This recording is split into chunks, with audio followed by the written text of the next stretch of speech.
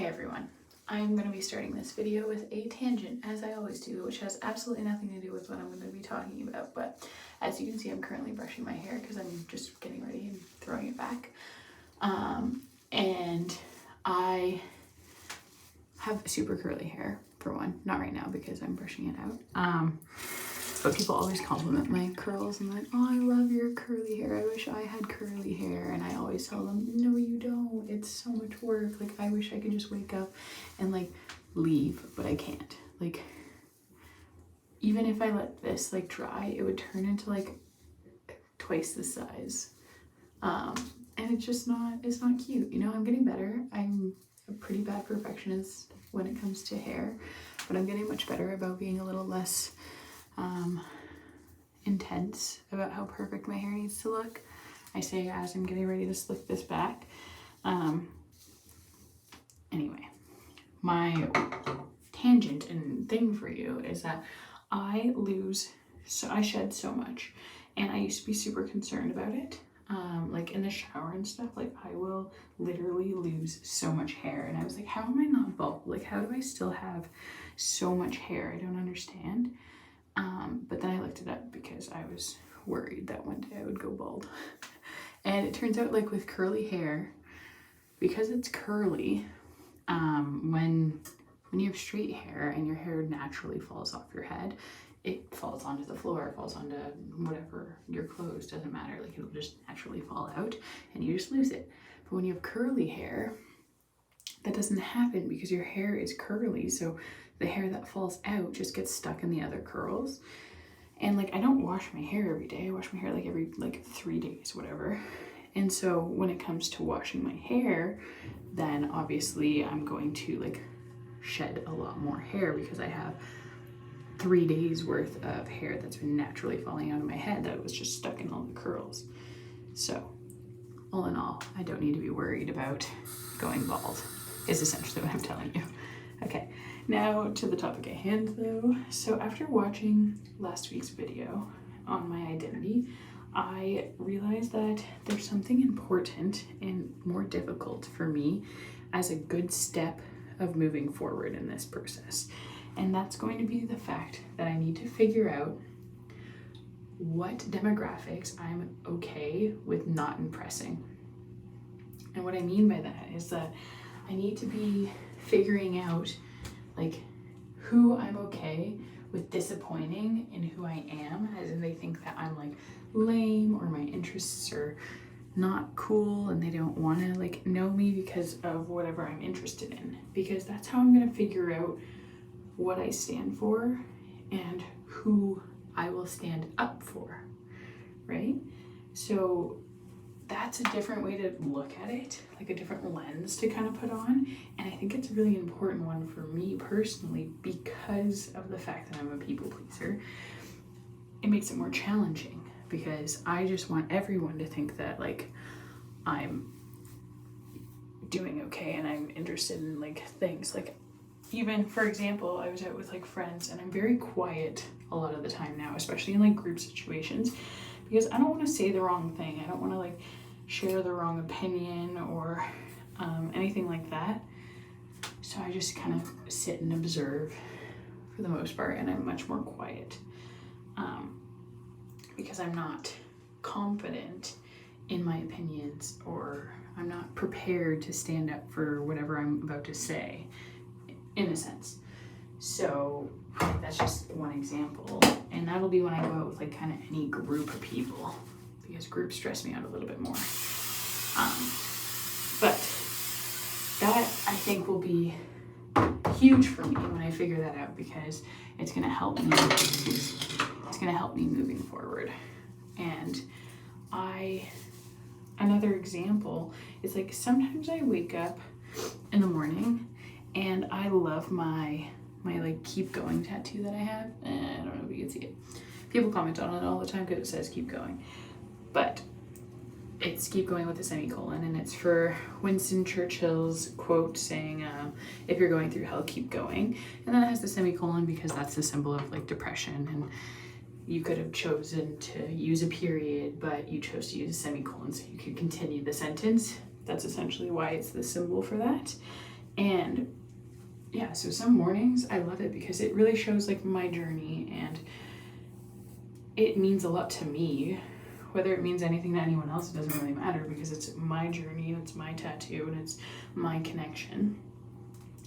And I've met people who like find it really respectable, like when I first tell them about it, and then other people who like don't know how to react. They're like, oh, cool, and like they don't know what to say to me, because as soon as you just like say the word depression, especially if people don't realize that like you struggle with mental health or anything like that, it just like they don't know how to react. And so even like in that kind of situation, when people ask about my tattoo, sometimes I'm self-conscious about it, because I'm like, is this going to be the demographic that's going to be like, oh, okay, or is it someone that's going to be like, no, I like it for you, like I like that, that's awesome, I'm glad it means something to you, like that kind of thing. So even those reactions, like something as permanent as a tattoo, I was telling one of my other friends, like I've been wanting to get a new tattoo, but I'm terrified to pick something, because again, like what I pick, like I like tattoos with meanings. So like this Keep Going has meaning, and people ask about it and I can explain it to them, you know. I just like when there's like some form of meaning, and I'm scared to get another one because I'm like, okay, well, I need to know that I'm gonna like this at all times. Not that you need to like it at all times, but like if I get something that I like one day and then I hate it the next day, like that's a problem, you know? And like this Keep Going is on my arm, and some people ask, some people don't ask, so it depends as well for that. But it is also helpful for me, because do I really want to be super close with people who aren't okay with the fact that I struggle with mental health?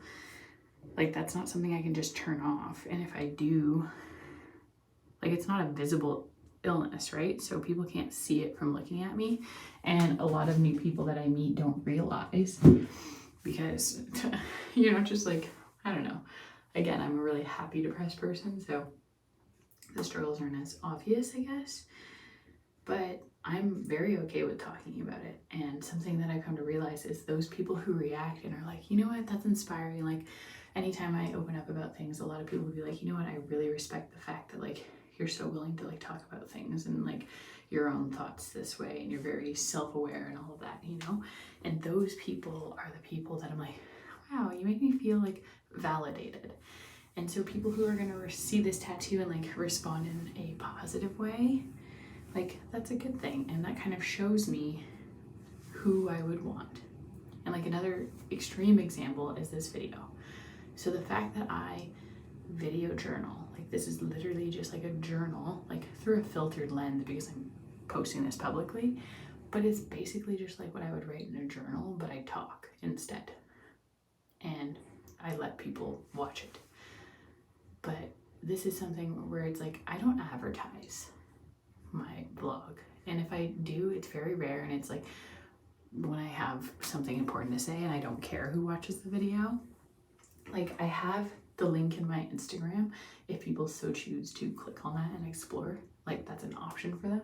But I'm not like, hey, watch my channel, subscribe, like, comment. Like I'm not doing all of that, because that's not the point of this. The point of this is that I'm figuring out for myself, but I'm also potentially inspiring others to figure it out for themselves.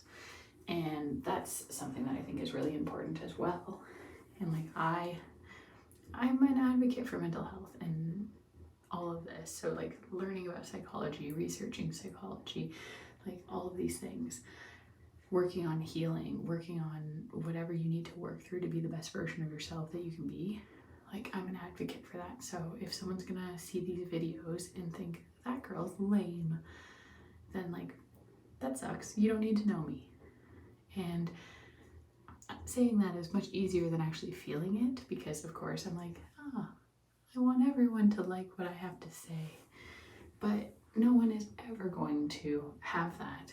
Like, and there's the most famous people and like best people in the world that are like such awesome humans are still hated by so many people, right?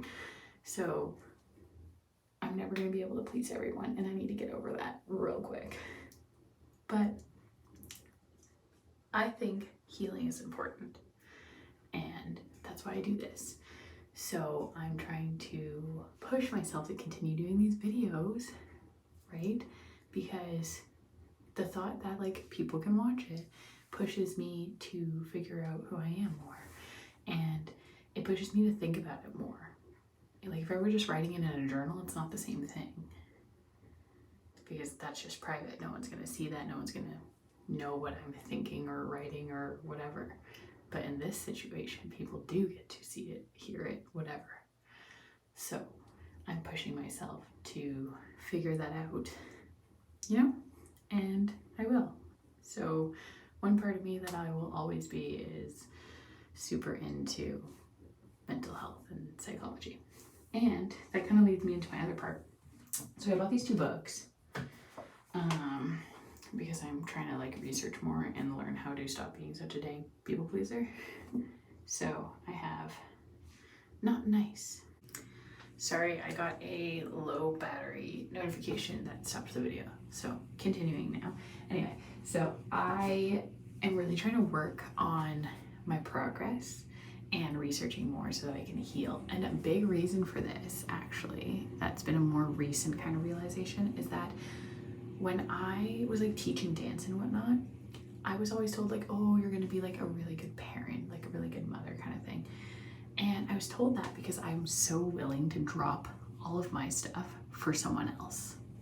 And like, I would help out strangers, like, and especially with all like the students that I taught, like I would have done anything for those kids, you know? So I was always told that. And I was like, yeah, you know what? Like my kid would be so loved and like cared for. I don't know if I'm gonna have kids or not, but if I do, I wanna be healed before I do, because I've come to realize that I would become very codependent on my children, like in the sense of I would just give them everything, like all of my energy, my time, my effort. It wouldn't matter. I would let all of my individual needs, and I think a lot of parents do this because you're in charge of taking care of this child, and there's such a fine line between giving too much, not giving enough, and like finding a happy balance between the two. And I think that that's really important. And so if I'm going to have my own children, then I want to make sure that I'm not going to throw away everything in my life for them, which sounds bad in a sense, but you need healthy boundaries. And if I don't have my own healthy boundaries, I'm not going to be able to teach them to have their own healthy boundaries, because we all need to be willing to say no and do what we need to do for ourselves, right? And so another process on me trying to further my education along with this is I bought 2 books. So this one I haven't started yet at all, and this one's just like it's written by a doctor. Are you too nice? Is what it says on the back. And it's called Not Nice. So stop people pleasing, staying silent, feeling guilty, and start speaking up, saying no, asking boldly, and unapologetically being yourself. So I bought this book. Now, this book's a lot bigger than I thought it was when I first ordered it, and I'm not very good at committing to like nonfiction writing. I love learning about this stuff, but reading like a novel like this is not as exhilarating as reading like a fiction novel where I'm like, I need to know what happens at the end, so I keep reading, because those I can read like a novel in a few hours and just commit to it. But the other book, I did start this one already, and it's a codependency recovery workbook. And it's a complete guide to recognize and break free from codependent relationships, stop people pleasing, and set strong boundaries. Now, I'm not currently in a codependent relationship at all, because I've been making sure that I keep all my relationships kind of at an arm's reach, so to speak, because I know that I need to do a lot of like internal self-reflection so that I can kind of figure out who I am, so that when I go into relationships of any sort, now this could be like friendships and romantic relationships and familial relationships, like it could be any kind of relationship. I just need to make sure that I know how to take care of myself and make my own decisions, and stop just like projecting the fact that I want everyone to like me onto everyone else and clinging to the people that give me attention. And this book, even in what I've just started, first of all, I didn't realize how much of a codependent I was. And I don't need to be in a codependent relationship to be a codependent, because I still am. Like, it gave the 10 signs or something. Let me find it. Here it is. 10 signs of a codependent. Deep need for approval. So basing your self-worth on the opinion of others. Check. Always apologizing. Gosh, I'm not even Canadian and I apologize more than the average Canadian. But it's interesting there too, because I try not to do it as much. And I'm sure anyone who's close to me will know that I always say, when people say, oh, I'm sorry, and they're apologizing for something they didn't need to, I'm like, no need to apologize. Or don't worry about it. Like, you don't need to apologize to me. It's okay. And I say it all the time. So I know what I need to do, and I can give that advice to other people. I just can't take it. Anyway, minimizing own needs and desires. So putting down your own desires to prioritize those of others. Check. Guilt. Feeling guilty when doing something for yourself. Check. Doing anything, even if it makes you uncomfortable, for someone else. So like if someone's like, hey, we should go do this, and like you're like, I don't really want to do it, and you still do it anyway. I've gotten better about saying no to things though now. I'll still try things, but I've gotten better about it. Making excuses for other people. Yep. I can't speak. Idolizing a partner. So this book also talks about a lot about, they call it the giver and the taker. So in a codependent relationship of sorts, you need one of each pretty much. And they're both codependent on one another, but it's like the giver's just going to give everything they have. The taker starts as like a giver in disguise so that they can hook the giver. So it seems like a mutual kind of situation, but then they just start taking and taking and taking from the giver, and the giver just continues giving, and it just creates this kind of toxic mess of a relationship. And that was really a unique perspective. I really like that. And so often the giver's just gonna idealize this taker, and they're gonna put them on some pedestal and be like, oh yes, you are amazing, and like it's not healthy. So I need to figure that out so that I don't create that kind of relationship in the future. Taking on too much and leading to burnout. I love burning out. It's so fun. Unable to find time for self. Yeah, because you're too busy prioritizing other people and people pleasing. That's what it says. And feeling a loss of self. So without any time to engage in activities that you care about, you basically feel like you lose who you truly are. Wild. Sounds like me, doesn't it? So I started reading this and I find it helpful, and it's supposed to progress. And so the first couple chapters are like teaching you about like what codependency is and what dependency is, because there is healthy dependency in relationships, because you're sharing with another human. Regardless of what kind of relationship it is, you are dependent on one another to a certain extent, but you need to be able to have healthy boundaries while doing that. And that's where I struggle. I struggle in friendships and in relationships to not just like give my all to someone else. And that's what I need to learn how to do. So reading these will hopefully help me kind of with that process. And like I said, that's going to help me so that I can have healthier relationships if/when I do have children, because I want to be able to have healthy relationships with them and teach them what healthy relationships look like. So that's kind of what I wanted to talk about this week. And yeah, have a great rest of your week. Hi everyone, I'm coming back on one more time for this video because I was just laying in bed watching some like TikTok videos, and one came on about people often confusing like empathetic people and empaths when it's like hypervigilance that they're going through. And that word is just like, it's a full circle. Just let me collect my thoughts and explain this. Essentially, hypervigilance is the ability to like detect small changes and like potential threats and your nervous system kind of reacts to those. And that's often confused with empaths, but being empathetic is just being able to put yourself like essentially in someone else's shoes and being aware of like how another person like may feel. Hypervigilance is like your nervous system reacts to like a potential threat and a change in energy and anything like that. And so I loved that word, hypervigilance. And it becomes a full circle with what I was talking about in this video earlier today when I first did the first clip about my Keep Going tattoo. So why I have this tattoo is also one of my old soloists, like she was my little baby, like, and I worked with her for multiple years, and we just had a really good bond, like from choreographer to dancer. Like she just, everything I gave her, just like, you know.